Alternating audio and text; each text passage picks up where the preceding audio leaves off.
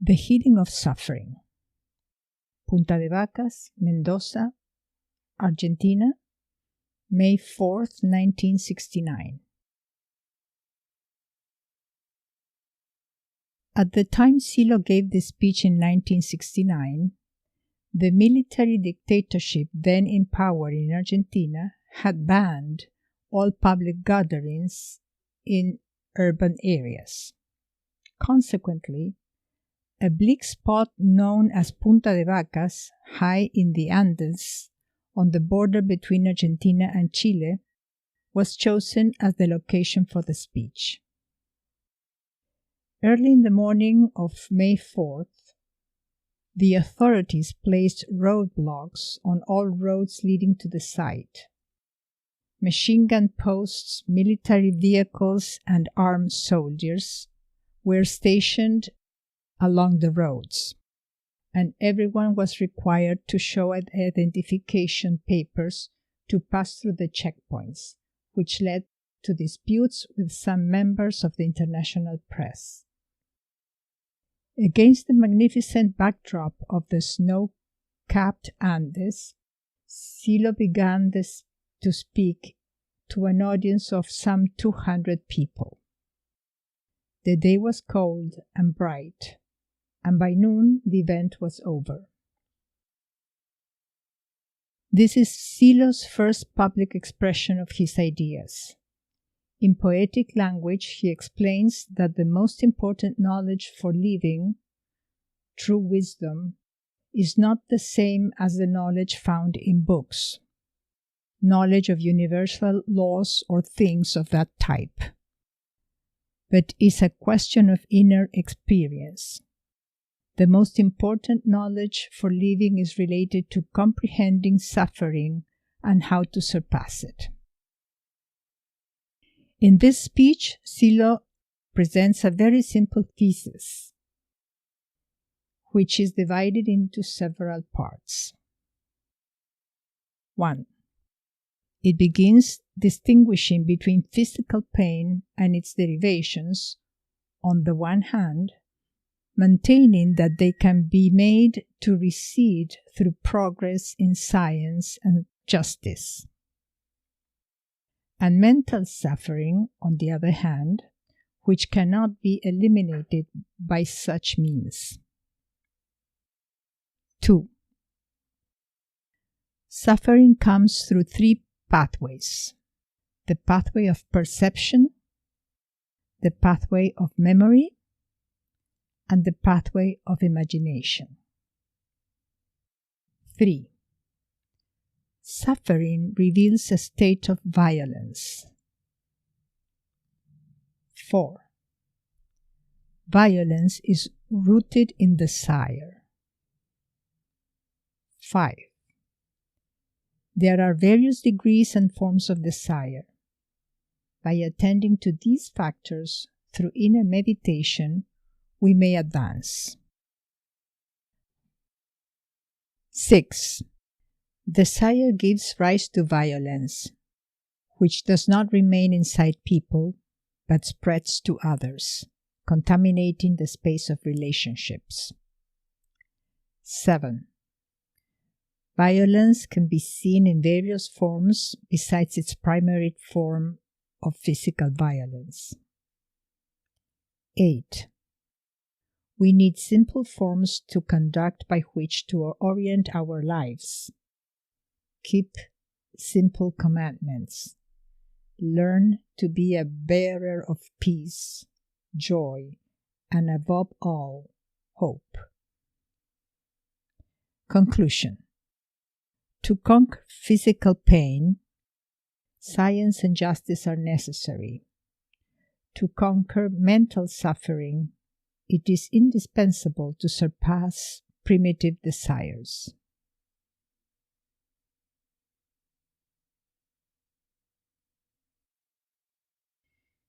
If you have come to listen to a man who it is thought transmits wisdom, you have mistaken your way.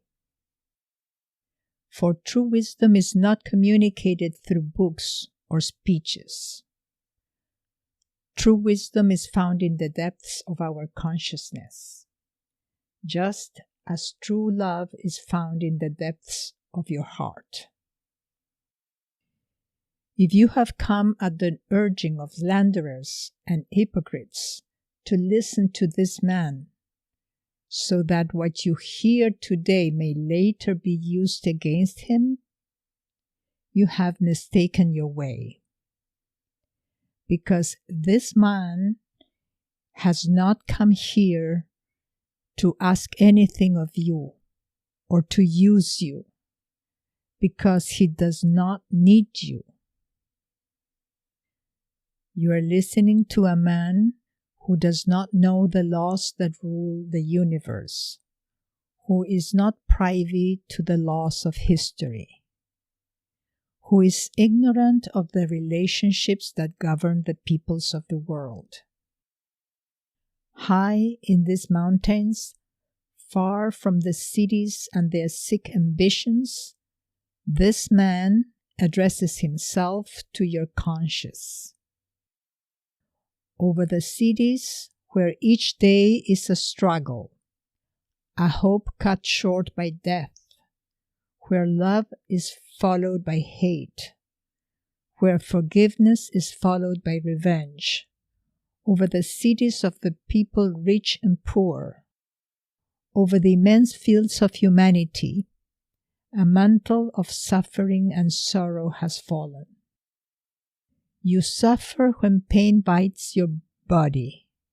You suffer when hunger seizes your body. But you suffer not only from your body's immediate pain and hunger. You also suffer from the consequences of the disease that afflict it.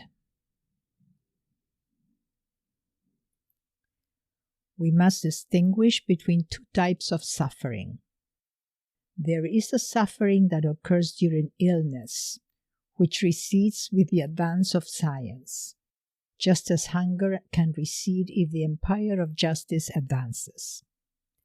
There's also the suffering that does not depend on the sickness of your body, but yet derives from that sickness. If you are disabled, if you cannot see, if you cannot hear, you suffer.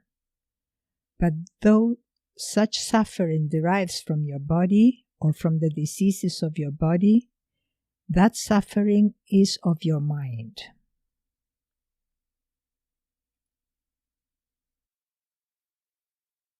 There is yet another kind of suffering that does not recede even with the advance of science or with the advance of justice. This type of suffering, which belongs strictly to your mind, retreats before faith, before joy in life, before love. You must understand that this suffering is always rooted in the violence that exists in your own consciousness. You suffer because you fear losing what you have, or because of what you have already lost, or because of what you desperately long to reach. You suffer because of what you lack, or because you fear in general. These, then, are the great enemies of humanity: fear of sickness, fear of poverty, fear of death, fear of loneliness. All these forms of suffering pertain to your mind, and all of them reveal your inner voice, the violence that is in your mind. Notice how that violence always stems from desire. The more violent a person is, the more gross are that person's desires. I would like to tell you a story that took place long ago. There was once a traveler who had to undertake a long journey. he yoked his animal to a cart and began the journey to his faraway destination, a journey he had to complete within a certain length of time. He called the animal Necessity, and the cart Desire. One wheel of the cart he called Pleasure, and the other he called Pain. Our traveler turned his cart sometimes to the right, sometimes to the left, yet he never ceased moving toward his destiny. The fastest the cart traveled, the faster turned the wheels of pleasure and pain, carrying as they did the cart of desire, and connected as they were by the same axle.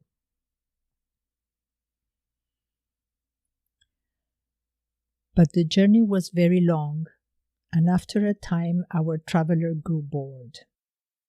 So he decided to decorate his cart and began to adorn it with all manner of beautiful things. But the more he embellished the cart of desire with these ornaments, the heavier became the load for Necessity to pull. On the curves and steep hills of the road, the poor animal grew too exhausted to pull the cart of desire.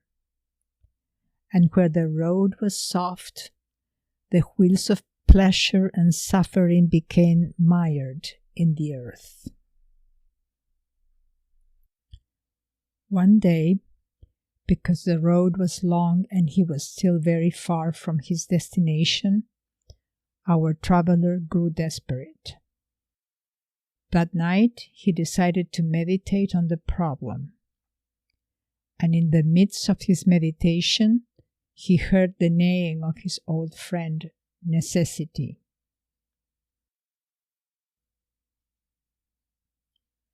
Comprehending the message, he arose very early the next morning and began to lighten the cart of its burden, stripping it of all the fine adornments. Then he set off once more towards his destination, with the animal Necessity pulling the cart at a brisk trot. Still, our traveler had already lost much time that was now irrecoverable. The next night he sat down again to meditate, and he realized, thanks to another message from his old friend, that now he had to undertake a task that was doubly difficult because it involved his letting go. At daybreak, he sacrificed the cart of desire. It is true that when he did so, he lost the wheel of pleasure, but then he also lost the wheel of suffering. And so, abandoning the cart of desire, he mounted the animal called Necessity and galloped on his back across the green fields until he reached his destiny. See how desire can trap you, but notice that there are desires of different qualities. There are cruder desires, and there are more elevated desires. Elevate desire, purify desire, surpass desire. In doing so, surely you will have to sacrifice the wheel of pleasure, but you will also come free of the wheel of suffering. Spurred by desire, the violence in a person does not simply remain like a sickness in the consciousness of that person. It acts in the world of other people and is exercised upon them. And do not think that when I talk of violence, I am speaking only about the armed act of war, where some men destroy others. That is only one form of physical violence. There is also economic violence, Economic violence is the violence through which you exploit other people. Economic violence occurs when you steal from another, when you are no longer a brother or sister to others, but a bird of prey feeding upon them. There is also racial violence. Or do you think that you are not being violent when you persecute someone because that person is not of your own race? Do you think that you are not engaging in violence when you malign that person for being of a race different from your own? And there's religious violence. Do you think that you are not engaging in violence when you refuse work, close your doors, or dismiss a person because that person does not share your religious beliefs? Do you believe that it is not violence when you use words of hate to build walls around people, excluding them from society because they do not share your religious beliefs, isolating them with their families, segregating them and their loved ones because they do not share your religion? There are other forms of violence that are imposed by Philistine morality. You wish to impose your way of life upon another. You wish to impose your vocation upon another. But who has told you that you are an example that must be followed? Who has told you that you can impose a way of life because it pleases you? What makes your way of life a model, a pattern that you have the right to impose on others? This, then, is another form of violence. Only inner faith and inner meditation can end the violence in you, in others, and in the world around you. All the other doors are false and do not lead away from this violence. This world is on the verge of exploding with no way to end the violence. Do not choose false doors. There are no politics that can solve this mad urge for violence. There is no political party or movement on the planet that can end the violence. Do not choose false doors that promise to lead away from the violence in the world. I have heard that all over the world. Young people are turning to false doors to try to escape the violence and inner suffering. They turn to drugs as a solution. Do not choose false doors to try to end the violence. My brother, my sister, keep these simple commandments, as simple as these rocks, the snow, and the sun that blesses. Carry peace within you and carry it to others. My brother, my sister, if you look back in history, you will see the human being bearing the face of suffering. Remember, even as you gaze at that suffering face, that it is necessary to move forward, and it is necessary to learn to laugh, and it is necessary to learn to love. To you, my brother and sister, I cast this hope of joy, this hope of love, so that you elevate your heart and elevate your spirit, and so that you do not forget to elevate your body.